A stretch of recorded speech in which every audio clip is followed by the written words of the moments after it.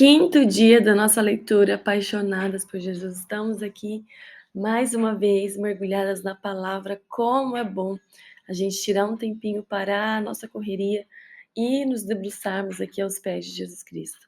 Hoje a gente vai ao capítulo 10, somente do 35 ao 45, onde Tiago e João fazem uma pergunta muito ousada a Jesus e ele responde de uma forma surpreendente. E aqui nesse diálogo tem uma lição valiosa sobre o reino de Deus que a gente precisa parar um pouquinho e entender o que está por trás dessa conversa que Jesus tem para ensinar hoje.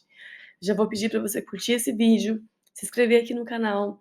Se você está no nosso grupo, eu vou deixar a senha para vocês só no final, hein? Então fica, porque eu vou falar a senha. E se você não está, você é muito bem-vinda. Vou deixar o link aqui para você entrar. E se você não quiser participar também, tudo bem, não tem problema. Mas escreve aqui a senha que eu vou deixar no final para vocês. Vamos lá. Então se aproximaram dele Tiago e João, filhos de Zebedeu, dizendo: Mestre, queremos que o Senhor nos conceda o que vamos pedir. E Jesus lhes perguntou: O que querem que eu lhes faça? E eles responderam: Permite-nos que na sua glória nos assentemos um à sua direita e outro à sua esquerda. Nos versos um pouquinho anteriores, Jesus fala de novo sobre a sua morte, sua ressurreição, o que iria acontecer. E aí, Tiago e João, entendendo que o reino de Deus já estava próximo, eles fizeram uma pergunta um tanto quanto ousada para garantir um certo privilégio. E a gente precisa entender a questão desse pedido. Porque nos tempos antigos, o assento à direita de um governante era considerado um assento de maior honra. Então, tanto de um lado quanto do outro, era uma grande honra. E aqui eles estavam só pensando numa posição de destaque, de poder, sem entender o que de fato significava o reino de Deus. Eles tinham essa mentalidade carnal, né? Imaginando tendo um poder político, como eles achavam que o Messias traria esse reino. Então eles estavam buscando simplesmente honra, prestígio. Mas aí Jesus confronta com a realidade de que o seu reino é completamente diferente. É um reino invertido daqui dos homens, né? E ele é fundamentado em humildade, em serviço e não em poder terreno. Daí Jesus fala assim: vocês não sabem o que vocês estão pedindo. Podem vocês beber o cálice que eu bebo ou ser batizados com o que eu sou batizado? E eles responderam: podemos. Eles não sabiam o que eles estavam pedindo. Na verdade, o pedido deles estava sendo ambicioso, egoísta, com segundas intenções. Isso revela, ilustra, na verdade, o que muitas vezes eu e você fazemos ao pedir as coisas para Deus, a nos aproximarmos de Jesus. Às vezes a gente quer fazer uma troca, às vezes a gente quer, tipo, Senhor, eu estou te servindo, então o Senhor me dá outra coisa. Então não é assim. O reino de Deus, ele não pode ser egoísta, voltado para nós mesmos. É claro que há privilégios, é claro que há bênçãos, é claro, Deus nos honra, mas é tudo de acordo com a vontade dele. E Jesus fala que o maior no reino dos céus é aquele que serve a todos. O ensino de Jesus aqui é tão impressionante, porque ele fala que a verdadeira grandeza no reino de Deus não está nas posições elevadas, que é o que o mundo oferece para gente. Quanto mais elevado você um cargo elevado, quanto mais posição você conseguir, aqui no mundo você é mais honrado. Mas no reino de Deus, não. O reino de Deus fala que quem quer ser grande precisa ser servo e escravo de todos. Então é essa liderança, é assim que Deus chama a mim e a você, para a gente levar esse serviço aos outros, esse serviço sacrificial, seguindo o próprio exemplo de Jesus Cristo, que não veio para ser servido, mas para servir e dar a sua vida em resgate de muitos, como a gente vai ver lá no 45. Então Deus chama a gente para a gente refletir sobre as nossas motivações, sobre como que a gente está chegando a Jesus. Será que a gente sempre está vindo com segundas intenções, querendo privilégios e honras? Será que se Deus não nos desse nenhum privilégio, nenhuma bênção que a gente queria, será que a gente iria continuar servindo, seguindo a Cristo? Então que você possa refletir hoje sobre as suas motivações, o que você tem feito nessa vida, nessa terra, e como que você tem servido às outras pessoas. E aí, Jesus perguntou, né: "Vocês podem beber, do cálice que eu bebo? Vocês podem ser batizados com o batismo que eu vou ser batizados?" O que que Jesus quis dizer com essa pergunta? Bom, é muito legal aqui, porque Jesus estava sendo profético. Ele reconheceu que, de fato, sim, Tiago e João, assim como os outros apóstolos, iriam enfrentar grandes sofrimentos por causa do evangelho. Jesus sabia disso. Porém, eles ainda não estavam entendendo o significado disso ali naquele momento. Então, Jesus quando fez essa pergunta, né, de volta para eles, que eles responderam: "Podemos", mas eles não sabiam o que ele estava falando. Jesus estava preparando os discípulos para um caminho de sofrimento, de martírio que muitos deles enfrentariam. E olha só que interessante, Tiago, por exemplo, foi o primeiro apóstolo a ser martirizado. E João, ele sofreu um monte de perseguições e no final da vida ele foi exilado lá na ilha de Patmos, que ele foi onde ele escreveu o Apocalipse. Então, esse cálice que Jesus falou, esse batismo que Jesus mencionou, refere-se sim à participação, no sofrimento de Cristo e nesse compromisso, né, assim, sacrificial, radical, que seguir ele iria requer. Então Jesus é muito lindo isso pra gente, Jesus não ilude os seus seguidores, Jesus não falou pra mim, pra você, que ia ser tudo belezinha aqui na terra, não.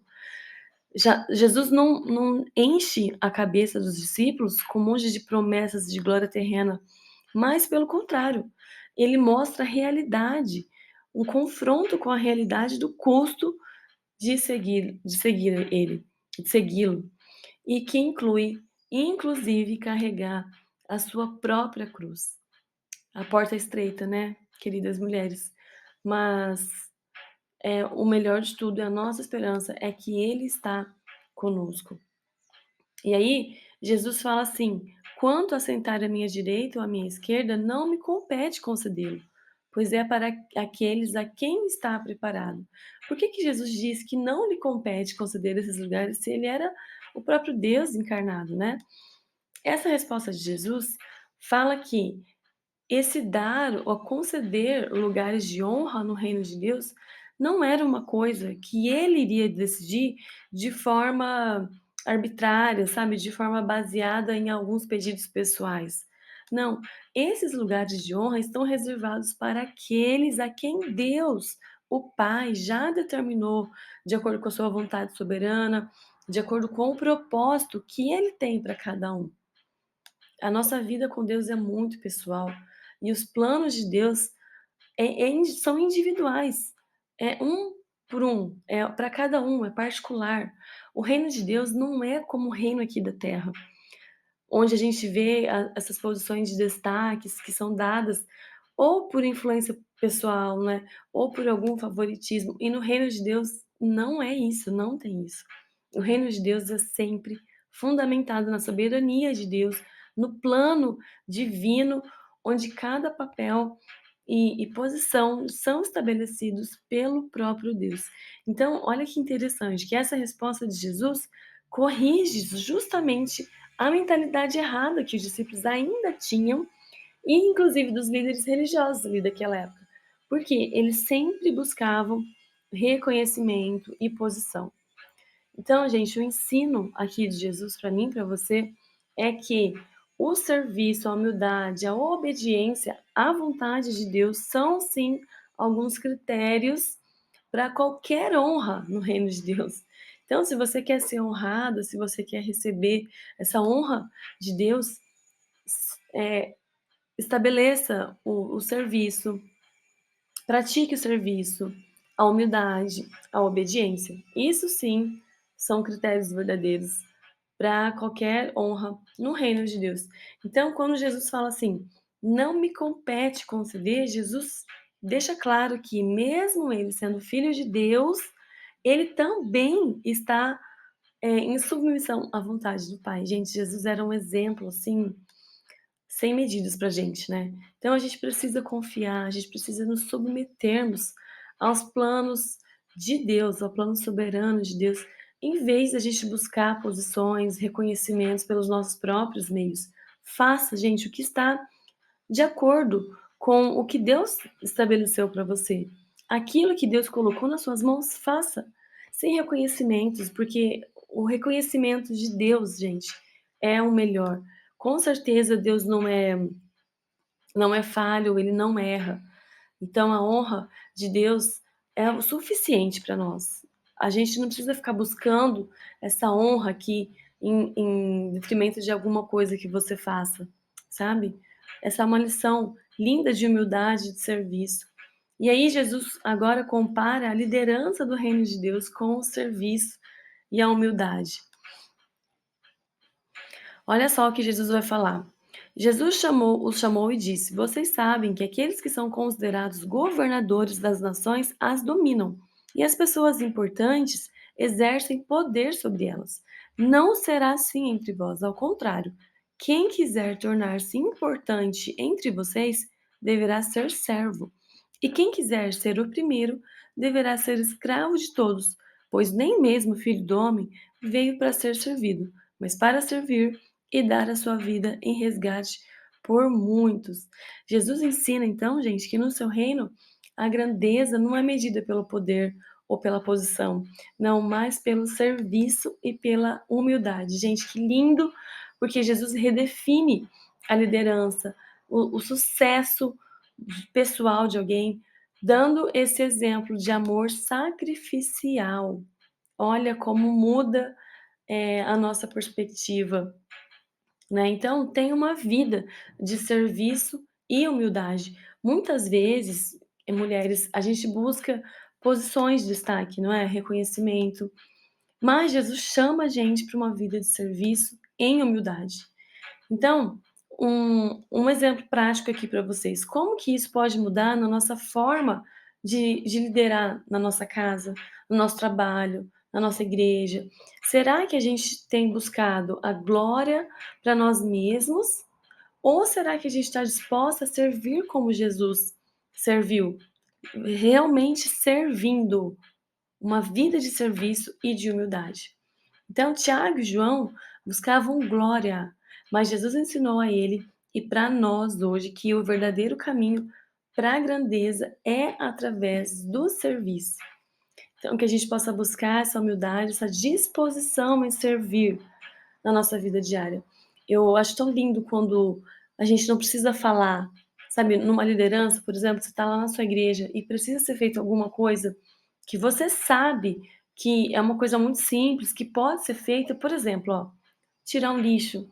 Não precisa ser exatamente uma pessoa, você pode ir lá e tirar. Tá copo no chão, você pode ir lá e fazer, sabe, coisas pequenas. É serviço, é humildade. Gente, o evangelho é tão simples. A gente que complica as coisas. A gente não precisa de um cargo para fazer coisas que está ali na nossa cara para fazer. Então, que você tenha essa vida de serviço, de humildade como seu estilo de vida. Que ninguém precise falar para você, que você não busque honras, porque a maior honra é a sua obediência a Deus. E olha, Deus tem olhado os nossos passos. Deus procura por mulheres dispostas, com esse coração humilde, esse coração de serviço, o coração de Marta em relação ao serviço, tá bom?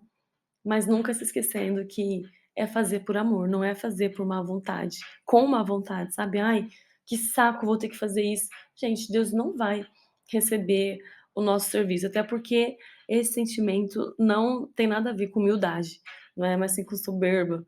Então, a senha de hoje é que essa seja uma oração para vocês, que tudo que a gente fizer hoje, a gente possa lembrar, falar: "Senhor, eu vou fazer com disposição". Gente, dá trabalho, às vezes a gente não quer fazer, a gente não gosta, mas Deus nos chama para servir. Na sua casa, com seu marido, com seus filhos, na sua igreja, na sua comunidade, no seu trabalho. Deus nos chama a refletir a vida dele aqui na terra. Tudo que Jesus fez aqui na terra, a gente precisa ser cópia dele. Então, gente, a senha de hoje é: Deus me chama para servir. Seja essa mulher humilde, essa mulher disposta Aí sim, você será muito honrada, pode ter certeza. E olha, além de Deus, é claro, vamos trazer aqui para a terra, né? Às vezes a gente faz uma coisa tão simples que parece que ninguém tá vendo, mas as pessoas veem sim. E olha, mesmo se ninguém vê, Deus vê. É o que basta, é o que importa. Gente, é isso, que lição linda, muito simples, mas como eu falei, a gente complica o evangelho. E a gente precisa trazer de volta essa simplicidade, trazer a humildade para a nossa vida, serviço, disposição, trabalho. Fomos chamadas para servir. Eu vou pedir para você não esquecer de curtir esse vídeo, se inscrever aqui no canal, chamar mais alguém. Gente, quando a gente chama alguém para ler a Bíblia com a gente, também é um ato de serviço. Isso que eu estou fazendo aqui com vocês também é um ato de serviço, porque eu estou servindo vocês. Como eu sempre tenho falado, né, leva tempo, leva dedicação, leva busca de conhecimento, então isso também é servir. Chame outras pessoas, gente, não fique só em você. Deus te chama para servir em todos os lugares, em tudo na sua vida. Tá bom, gente? Deus abençoe. E amanhã a gente volta com o primeiro dia, agora reta final de Jesus Cristo. Agora que começa, gente, a entrada de Jesus em Jerusalém. Agora o negócio fica um pouco mais estreito e um pouco mais dolorido, tanto para Jesus quanto para a gente. E vamos lá que a gente vai estudar e vai ser lindo. Deus abençoe, gente. Até amanhã.